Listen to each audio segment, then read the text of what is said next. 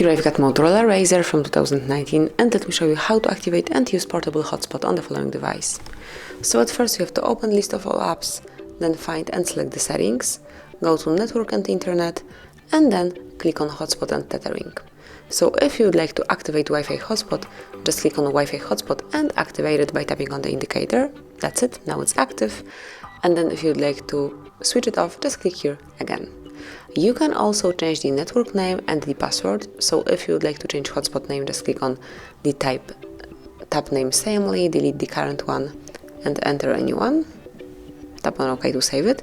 And also by tapping on advanced, you can change the password. So just delete the current one and enter a new one.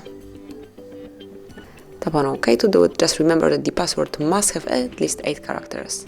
So that would be all for the Wi-Fi hotspot, but you can also activate it quickly through the upper bar, smoothly slide it down and click on hotspot icon. And now you can share network with other devices. Then to turn off Wi-Fi hotspot, just click here again. And this is it, that would be all. Thank you for watching. Please subscribe our channel and leave the thumbs up.